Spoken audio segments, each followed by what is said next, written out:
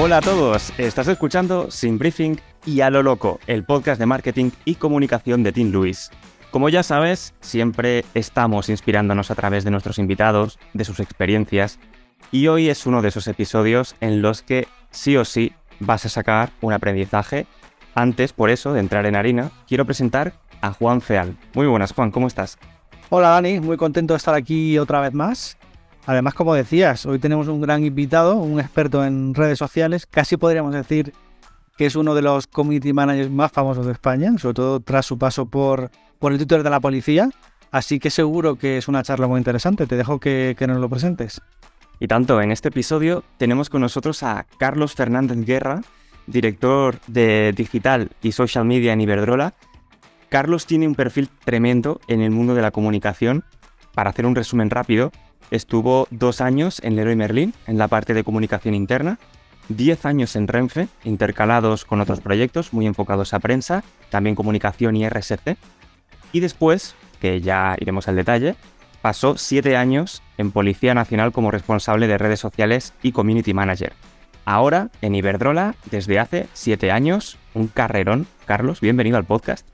Hola, ¿qué tal? ¿Cómo estáis? Bueno, antes de nada, 7 años llevando las redes sociales de la policía, pero otros 3 antes llevando el DNI electrónico. ¿Os acordáis el lanzamiento del DNI electrónico allá por 2005? Pues ahí estaba yo.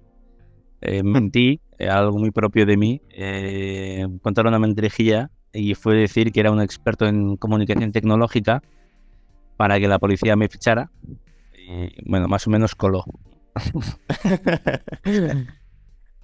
Comentarios. Son 10 años en la policía y no quería, digo, oye, ahora procuro no mentir nada porque digo, ¿para qué?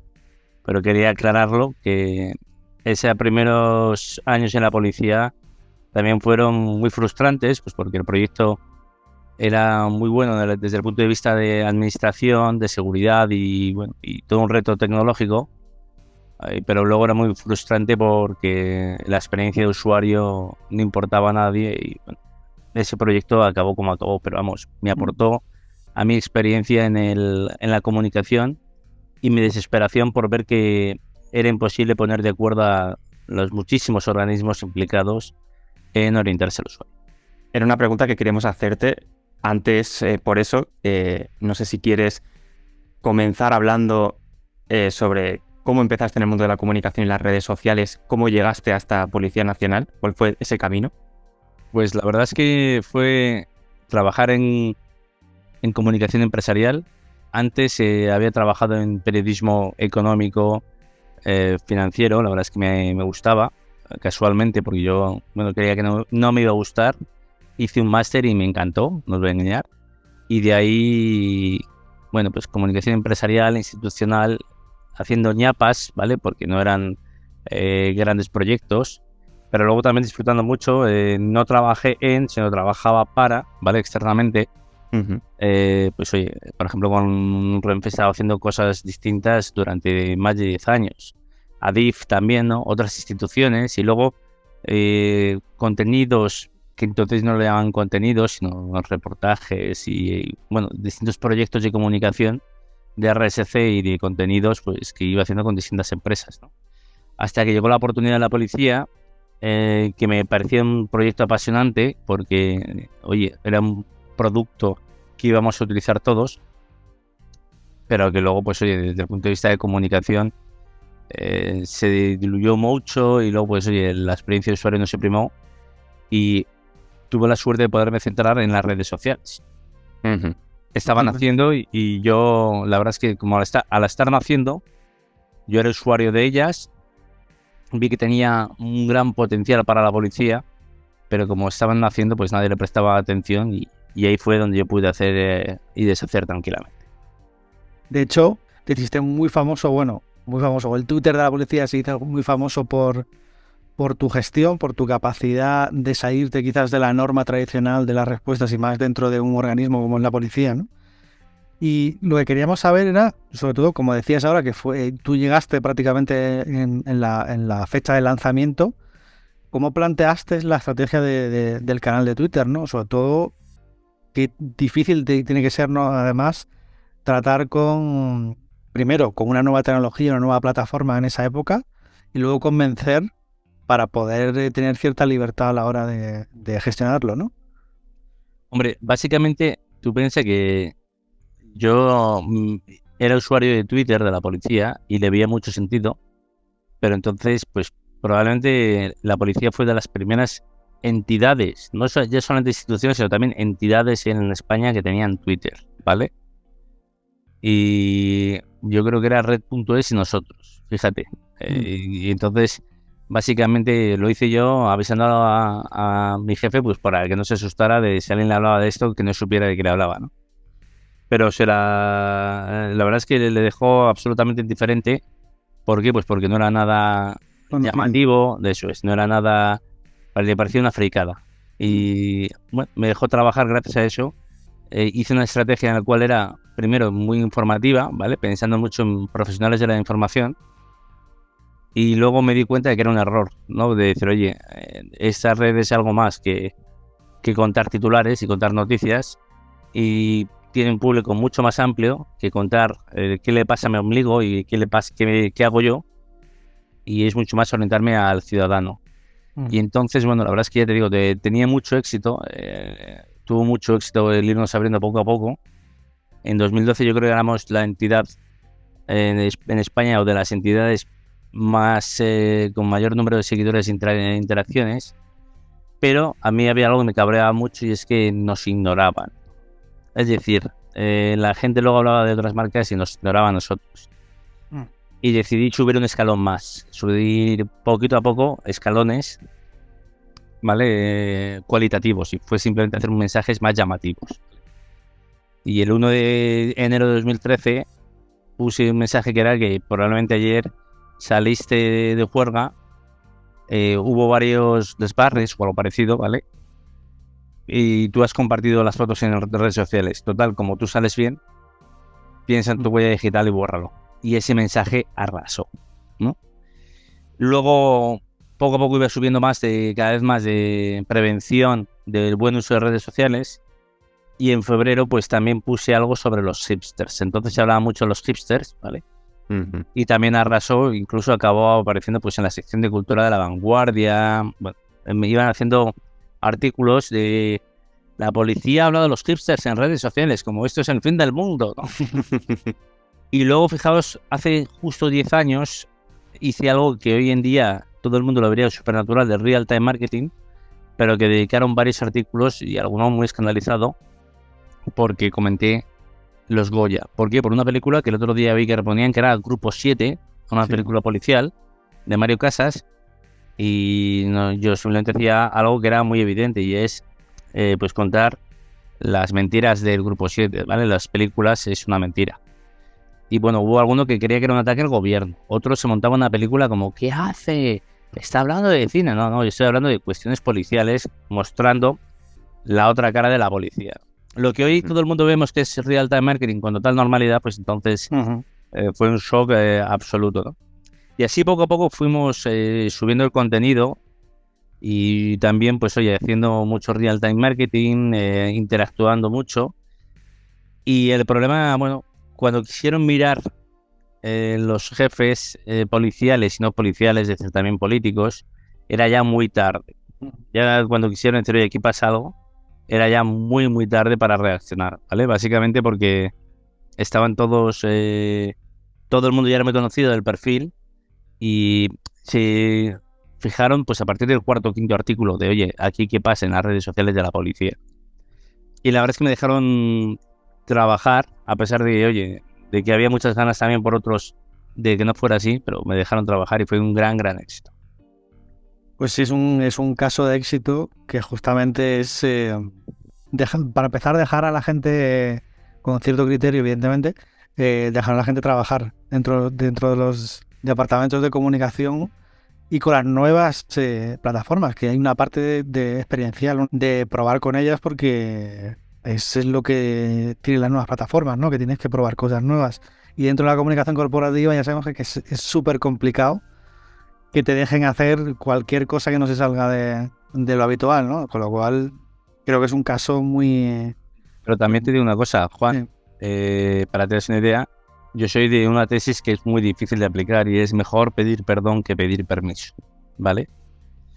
Sé que es muy difícil por la gente poderlo aplicar, pero estas herramientas, te pongo un ejemplo, el branded content es más fácil, pero si quieres jugar al real-time marketing, es decir, a meterte, ocupar conversaciones, no puedes esperar a recibir 3 OKs, y más si lo quieres hacer de un Behenial. Si quieres hacer de un Behenial, oye, el Behenial te va a decir, uy, qué lío, buf, no, qué riesgo, estás loco.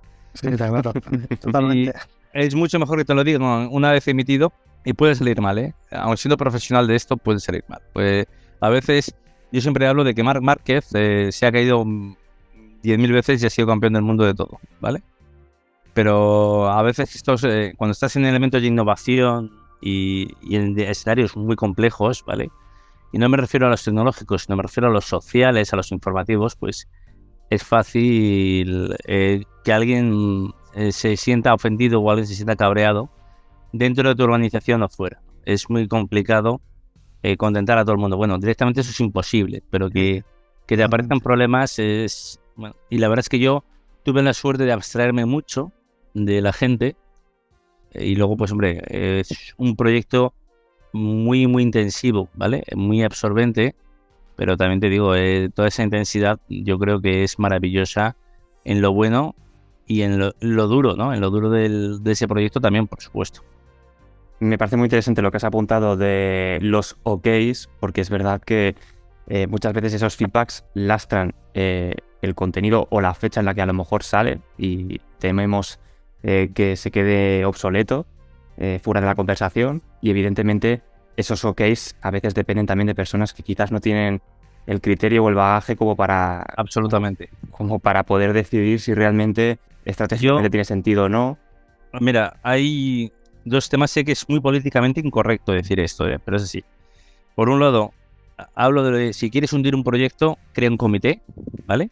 Sí. Si quieres hundir un proyecto de innovación en el cual exige compromiso, ¿vale? Crea un comité, y es muy, muy absurdo. Yo cuando veo que gente, oye, en organizaciones como ministerios, en empresas y demás, llevaban a aprobar a un comité editorial los tweets y decía, oye, tirarlos todos a la basura. Si os gustan a todos es que son una mierda, ¿vale? Y me miraban ahí como terrorista, pero es la verdad. Y luego hay otro grave riesgo que es el cuñado corporativo. El cuñado corporativo lo estamos padeciendo todos los comunicadores constantemente, pero hay que decirle, eres un cuñado y alguien te lo tiene que decir, eres un imbécil. No pasa nada, ¿eh? Pero entiendo que no se lo puede decir a alguien de forma directa, pero sí de forma indirecta. Es, oye, el cuñado corporativo es aquel que es un profesional de otra cosa. Normalmente no es buen profesional, ¿eh? Ni tampoco muy buena persona, y decide opinar de tu trabajo y decir, espérate que te voy a enseñar yo, ¿sabes? Digo, bueno, pero si no sabes hacer tu trabajo, ¿cómo vas a saber hacer el mío? ¿Vale? Opinar libremente de comunicación, pues porque, oye, que no, que es que mi hijo tiene muchos seguidores en TikTok, mi hija tiene muchos seguidores en Instagram, ¿vale? Y luego, pues hombre, luego, si es que lo enfocáis mal y tenéis que darle otro toque. Yo le miro como diciendo, un toque había que darte en la cabeza, ¿vale? Y sé de sobra que me mira mucha gente de la profesión porque entiende perfectamente lo que hablamos. Y yo digo, oye, ¿por qué la gente no es un poquillo más inteligente? Ya que no es respetuosa, es inteligente. Igual que yo no opino, pues oye, haces la política fiscal de la empresa mal, ¿vale? Haces la política sanitaria de lo que fuera mal. O haces, ¿tú te imaginas que yo en la policía dijera, oye, que habéis hecho este dispositivo de seguridad mal? Tú dirías, ¿por qué no hablas de lo que sabes? De policía científica, no sé, de terrorismo tampoco. Entonces, pongo el ejemplo de la policía, pero cualquier otro de la organización, ¿sabes? Tú, si te hablan de tecnología, yo tengo la costumbre de no opinar, o si opino es, pues oye, no lo sé, desde el desconocimiento, y lo admito.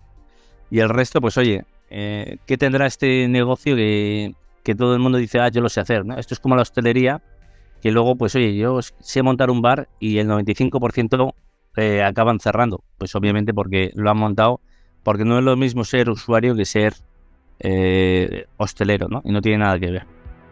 Pues aquí igual.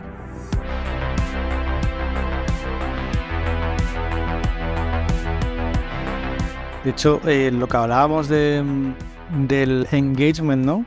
Que es realmente una cuenta o a nivel de redes sociales, realmente si no existe engagement, al final no hay conversación, a la gente no le llegan los mensajes, pues directamente, y además pasa en muchas cuentas corporativas, es que no tiene ningún sentido ni siquiera el trabajo que estás haciendo, ¿no?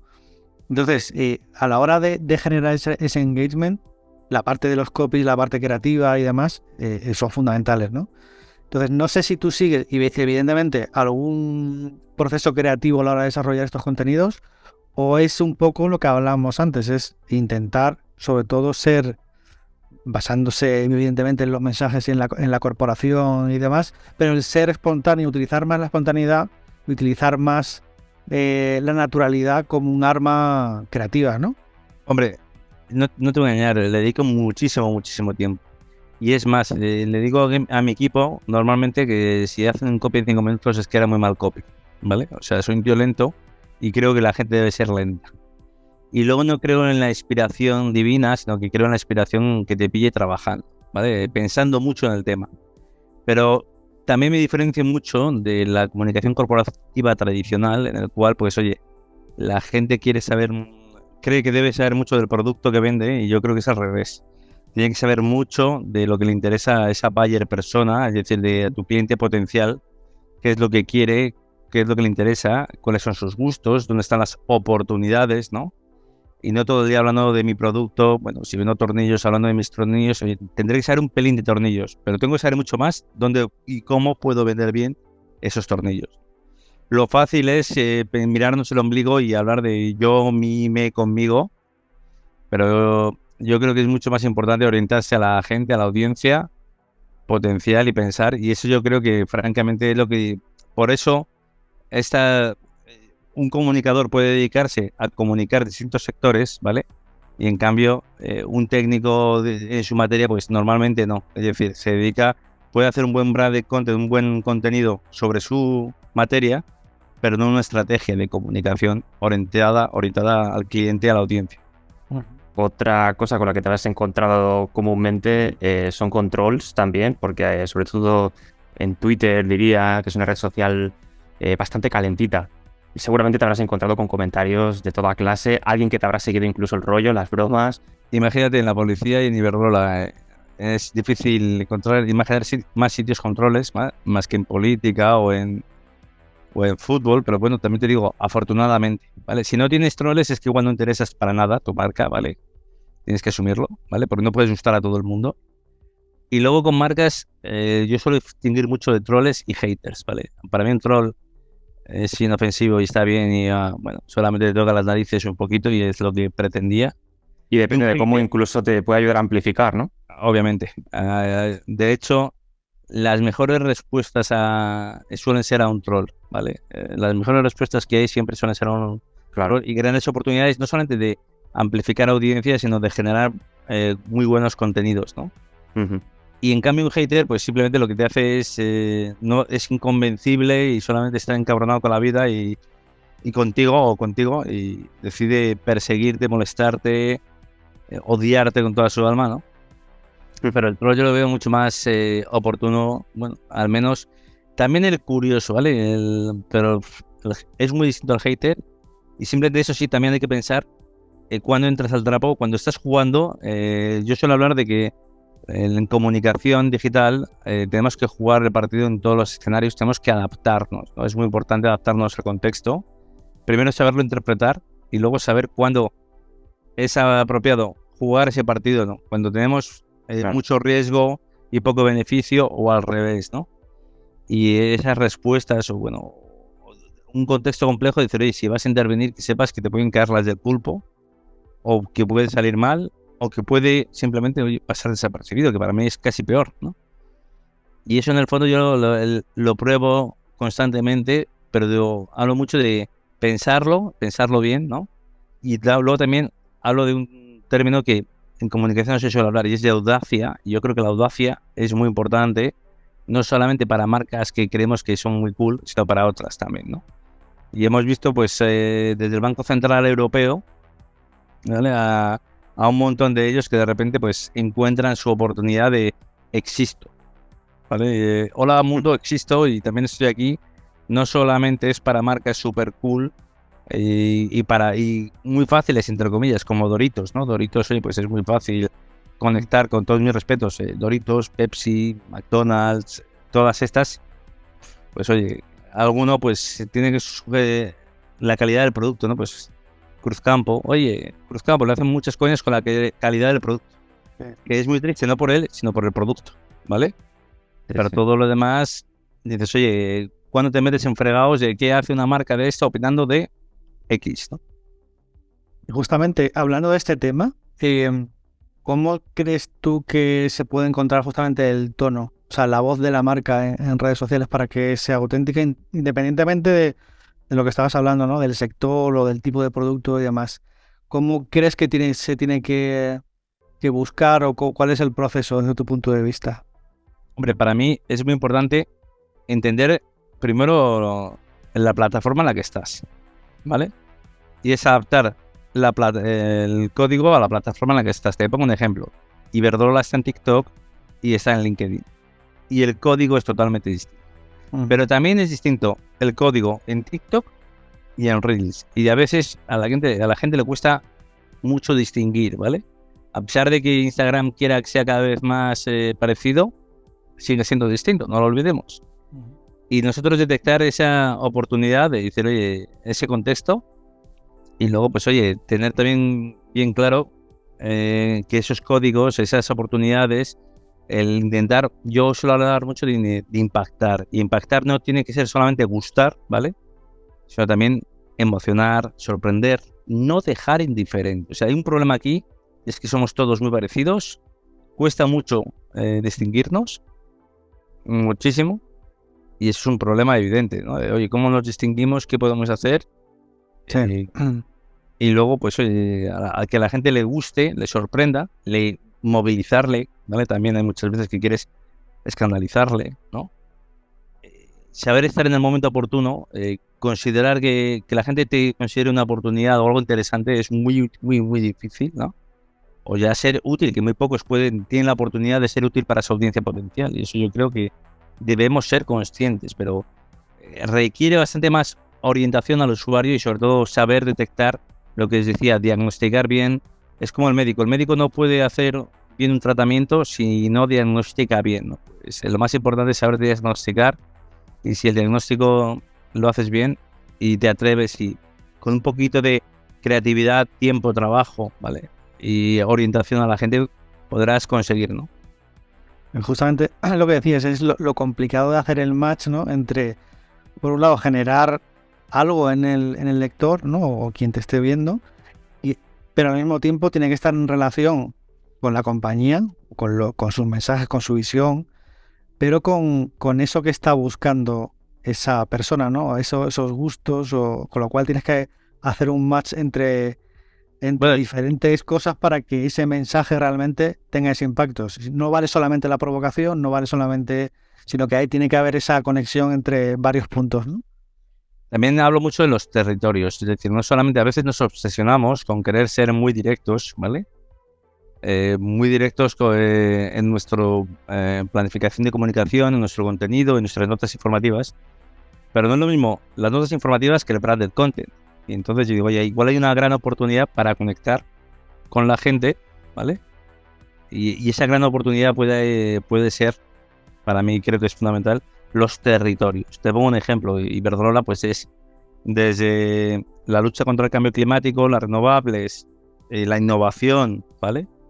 Del territorio mujer, un montón y la acción social, ¿vale? La naturaleza, un montón de ellos, los pueblos, ¿vale? Impulsar los principios, impulsar también a la gente mayor, protegerla.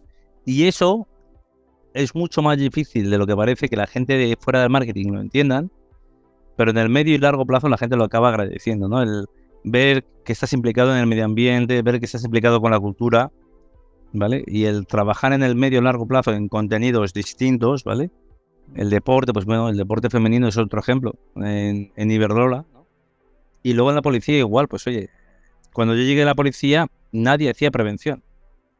Y gracias a las redes sociales pudimos iniciar un programa de prevención fantástico, ¿vale? Y eso es...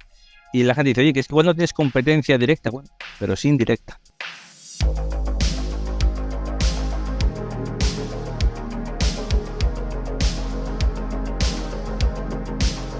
En lo que respecta a Iberdrola, actualmente cuenta con una reputación en redes sociales más que destacada, pero entiendo que la situación no siempre fue así. No sé qué Iberdrola te encontraste cuando llegaste y qué hiciste, cómo le diste la vuelta. Hombre, cuando yo llegué a Iberdrola me acuerdo que había más cuentas que usuarios, ¿vale? O sea, había cuentas en plataformas y redes sociales que digo, oye, es absurdo. Y luego usuarios, más que usuarios, no solamente usuarios, sino audiencia real, ¿vale? Interacciones, visionados. Cuando miras hacia ti mismo y quieres hacerlo fácil, quieres hacer mucho contenido a lo loco, pues al final no tiene sentido porque te olvidas de lo más importante y es que tenga algún sentido, que tenga fuerza, que tenga orientación a la gente, que interese. Y luego, pues, oye, empezar de cero. Yo decía, oye, miremos bien, no hacer contenido por hacerlo, sino orientémonos a la gente, pensemos cada cosa que hagamos, cada canal sepamos aprovecharlo. Mucho mejor cerrar un montón de perfiles o dejarlos muertos que estar por estar, ¿vale? Parecía una competición de, oye, estoy con 20 perfiles y luego, digo, falta la audiencia real. Eso pasó mucho, ¿no? Hace algunos años, lo de repente nadie quería estar en redes sociales y había que estar en todas, ¿no? Pero Sí, además, sin ningún plan, sin ningún tipo de... en Vine, o sea, cosas muy locas, ¿eh? En Vine, en cosas que yo digo, oye, pero que es que nada más no tienes por qué estar, es que es absurdo, ¿no? Ahora también está pasando con la gente que está buscando alternativas a Twitter y yo les digo, señores, sí, pero luego hay otras muchas que digo, claro, tenemos un problema y es que ahí puede haber capacidad o una tipología de mensajes y de plataforma parecida, pero le falta la audiencia y la influencia. Y nosotros gestionamos campañas y estrategias siempre para intentar llegar a una audiencia que no hay. Y si no existe, pues todo lo demás es absurdo, ¿no? Quererlo comparar o quererlo imitar. Sí, totalmente. De hecho, bueno, hablábamos antes de TikTok. Además, sé que abristeis la cuenta, creo que fue en el 2020 o por ahí. O sea, en 2019 hicimos una prueba, ¿vale? La prehistoria de TikTok. Sí, totalmente, por eso. La mera prehistoria. Luego en 2020 yo me di cuenta que en la Navidad de 2019 a 2020 la gente había utilizado TikTok, ¿vale? Y digo, oye, pues pongamos en marcha a hacer contenidos y tengamos paciencia. En febrero de 2020 ya estábamos subiendo varios contenidos y nos llegó la pandemia. La pandemia fue... Aquello fue además, por un lado, el gran triunfo de TikTok, pero sobre todo era muy gracioso porque, claro, en Instagram la gente estaba desesperada. ¿Qué ibas a subir a Instagram? ¿El postureo en pijama? Efectivamente. Y eso fue... yo creo que fue ya pues como el punto, la espoleta, para que hubiera un cambio de tendencia claro y en el cual pues TikTok se disparó en usuarios. Para mi asombro, nosotros pues tuvimos paciencia porque hay que tener constancia, ¿vale? Y para mi gran asombro, esa constancia en octubre multiplicó mucho mis expectativas de crecimiento, ¿vale? Y de éxito. Y luego, pues, hombre, fueron apareciendo los imitadores que me gustan, ¿no? Yo siempre creo que la imitación es el mayor indicio de admiración y de admiración, y me encanta, ¿no? Pero nosotros empezamos ahí a ver que había mucho nicho y me asombró que había otros muchos que no. De hecho, hay otros muchos que todavía no están en TikTok y que no lo entiendo porque todavía seguían agarrados al San Benito tonto es de niños y bailes. Y yo, ¿pero habéis entrado? No, evidentemente no.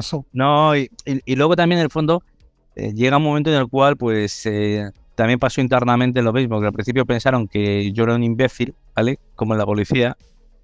Y luego de repente dijeron, cuando ya salió como best practice, bueno, es un case study mundial. En cuanto a empresa industrial, pues todo el mundo diciendo lo que yo decía, sí, aquí todo el mundo decía eso cuando he triunfado, pero que yo creo que además también te digo una cosa, sé que es muy duro, pero si hubiera fracasado no me hubiera importado, porque en el fondo en comunicación digital tienes que estar preparado sobre todo para que no salga bien, es habitual. Sí, yo creo que eso es importante, sobre todo que quien esté arriba te deje trabajar con esa predisposición de que las cosas no siempre van a salir bien. Hay que arriesgar un poco. En ese sentido, no sé qué oportunidades habéis encontrado vosotros en TikTok que sean diferentes de Instagram, o qué os está funcionando mejor, qué tipo de contenido, qué tipo de vídeos. Hombre, la verdad es que nos está funcionando muy bien el prueba-error, ¿vale? Últimamente estamos con grandes gatillazos entre nosotros, ¿vale? Y no pasa nada, porque hemos conseguido piezas muy buenas. Nosotros pensamos que tenemos la suerte de ser una empresa muy visual, es decir, al contrario que un banco o que una teleco que no tiene nada que mostrar más que cables y otro pues dinero, y no te lo va a enseñar, pues básicamente nosotros tenemos unas instalaciones que son muy visuales, unos proyectos industriales que son una realidad alucinante, ¿no? Pero luego queremos mostrar el día a día en la empresa y luego la marca. Creo muy importante la marca. Mostrar a gente que explica cosas, ¿no? Y saber entender la plataforma, saber divertirnos y el contenido más absurdo, pero que te entretenga, porque uno va a TikTok, mucha gente va a entretenerse, ¿no? Y si va a informarse, cuando digo a informarse, a ver cosas que le gustan, no le disgusta ver de repente cosas, pues oye, más o menos educacionales. Sí. Y entonces en el fondo es pensar mucho en el usuario y olvidarnos del jefe, ¿vale? Porque el jefe real es la audiencia, tenemos que tenerlo bien claro. Y luego, pues oye, creer que lo fácil es hacer contenido corporativo, porque dentro va a gustar, pero si pensamos más en dentro que fuera, al final acaba fracasando. Sí. Me parece un mensaje muy potente.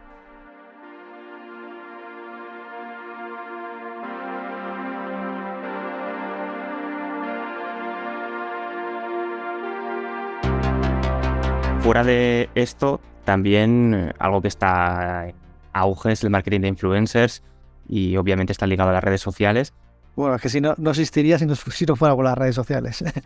Bueno, pensadlo que sí que existía antes, ¿eh? Bueno, sí, los bloggers antes, y luego los medios, y luego los periodistas. No, y perdóname, los actores y bueno, los hablantes. Cierto. O sea, es que vivían muy bien.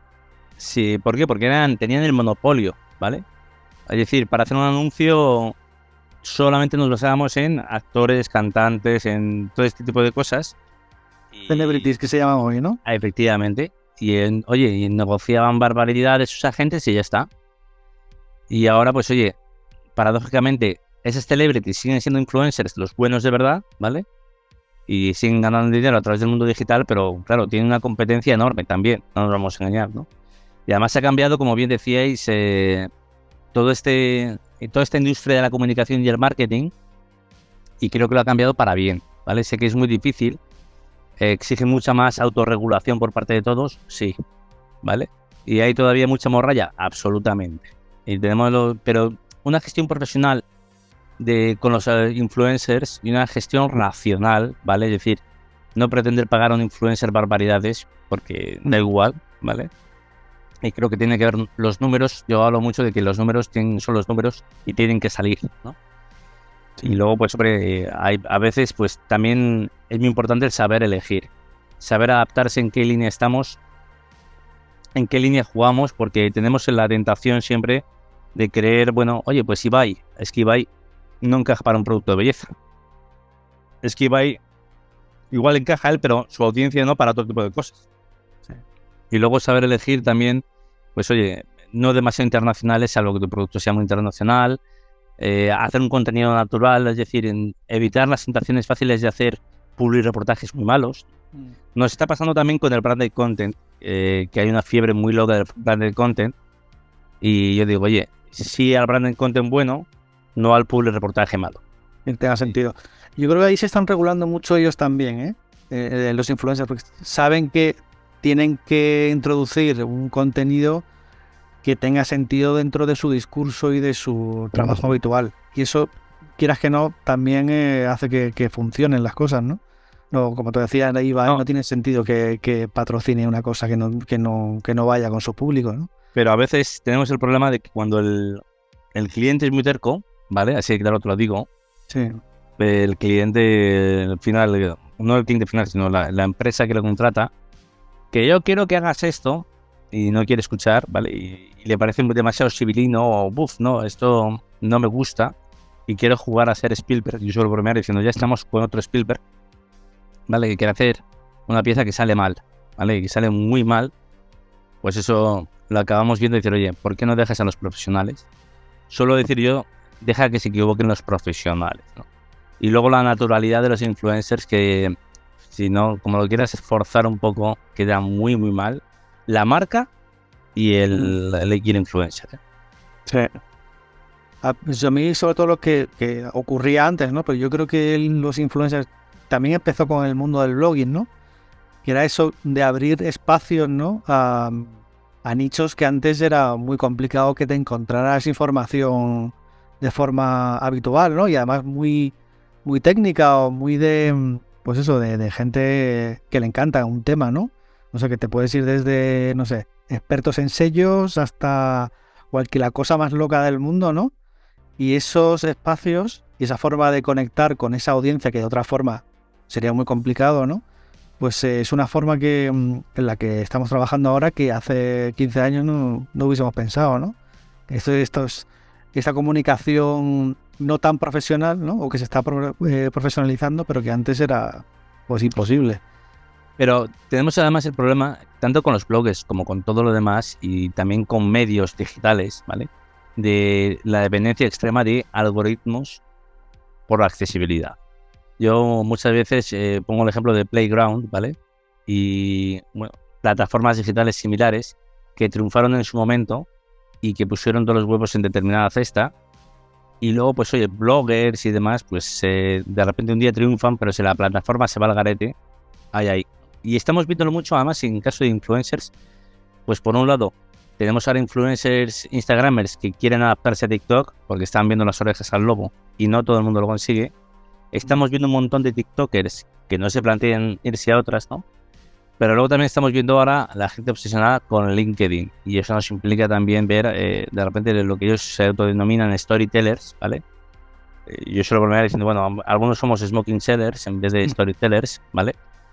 Y es el contar historias en las distintas plataformas, siendo conscientes de que hay muchos blogs que han desaparecido y que en el fondo ellos también tienen una presión máxima y es seguir consiguiendo audiencia, sí, por un lado, y luego nosotros los profesionales tenemos un gran reto y es que esa audiencia asegurarnos de que se adecua a lo que estamos buscando, ¿vale? Es decir, que se adecua a, oye, nos puede encajar a nosotros como empresa, a nuestros clientes, a lo que fuera, el contenido, bueno, es una buena apertura para llegar a otra audiencia. Y eso creo que es muy importante atinar y luego racionalizarlo, profesionalizarlo, ¿vale? En todo momento el criterio y no la tentación de que es que a mi hijo le gusta, ¿vale? Que eso también desgraciadamente sigue saliendo.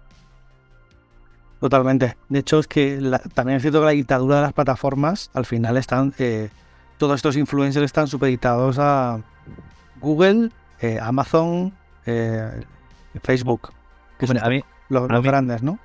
TikTok hace poco también ha cambiado las normas del coste por visionado y demás, cosa que a ellos evidentemente les afecta bastante. YouTube lo ha hecho varias veces en los últimos años.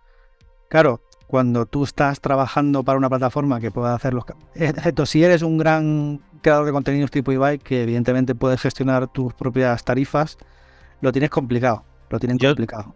Yo suelo poner siempre de ejemplo precisamente a Ibai porque ha sabido de diversificar. Es decir, no creer que el algoritmo incluso ha sabido en su momento irse de YouTube a Twitch, estar en TikTok, estar en Instagram, ¿vale?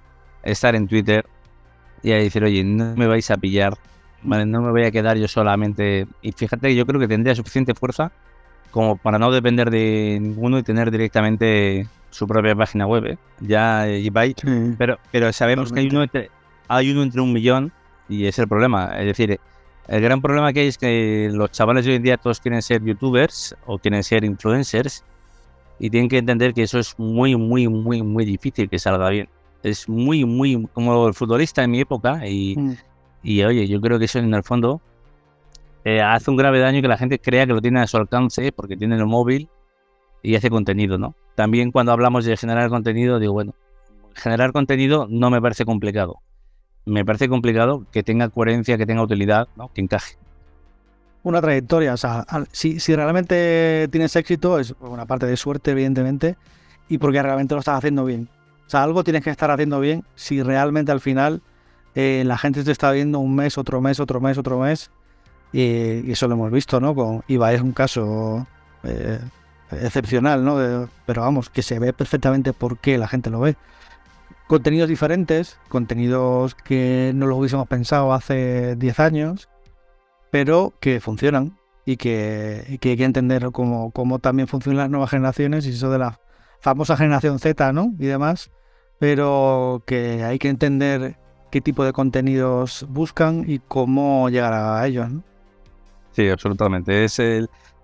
Lo que yo siempre digo, orientación a la gente, no mirarnos el ombligo, no mirar dentro de la casa, ¿vale? No mirar a nuestro producto, ni tan siquiera el wishful thinking que suelo decir yo, que la gente piensa en lo que le gustaría y no en el escenario real. Y para cerrar, Carlos, solemos preguntar cuáles son para ti, en este caso, las claves para contratar una agencia, entendiendo también que en tu caso, que has tenido siempre esa estrategia más arriesgada o más directa o más espontánea, claro, ¿cómo se calibra esa relación con una agencia a la hora de poder realizar contenidos que sean, bueno, plug and play, digamos? Pues básicamente saber bien qué necesito y qué me pueden aportar. Yo creo mucho en el trabajo de los profesionales, es decir, como os decía antes, ya sea en house o por agencia, creo mucho en la experiencia, ¿vale? Y además incluso también en una doble visión, es decir, la mía puede estar equivocada y la de la agencia puede tener un expertise y una visión desde fuera incluso más acertada mirando a la audiencia, ¿no? Pero creo también fundamental el que se oriente a mis objetivos, ¿vale? Que tenga bien claro cuáles son mis objetivos. Y yo suelo hablar de un pacto de 3, es decir, aquí tienen que ganar 3. El primero que tiene que ganar es la audiencia. Si no gana la audiencia, no voy a ganar yo, eso está clarísimo, que es mi empresa. Y finalmente, oye, que gane la agencia, ¿no? Y yo creo que si ganamos los 3, es maravilloso. Si gana la audiencia, que ganemos los 3, orientarnos absolutamente a tener un buen producto, ¿vale? Y luego algo racional, acorde a mis necesidades, realmente, y a mi potencial, ¿vale? Creo que hace mucho daño cuando la gente le dice a una empresa de Chichinabo, con todos mis respetos, que ábrete TikTok porque el Madrid tiene TikTok, ¿vale? O esto ha hecho el Real Madrid y tú no eres el Real Madrid. ¿Cómo te explico yo que no eres el Real Madrid, no? Y es muy, muy duro, pero es mejor decírselo, ¿no? O mira qué guay lo que ha hecho esta mega artista que tiene en Roblox. Y digo, para un momentín, esa es una mega artista mundial, tú eres una marca de Chichinabo, con todos mis respetos. Marca de Chichinabo, no estoy hablando, puede tener millones, trillones de presupuesto, pero el interés real que despierta en la audiencia es bastante menor. Y luego también, pues oye, si hay confianza en profesionales y orientados a unos buenos objetivos, yo creo que el win-to-win lo creo clave y suele ser. Genial. Pues vamos a cerrar aquí, Carlos.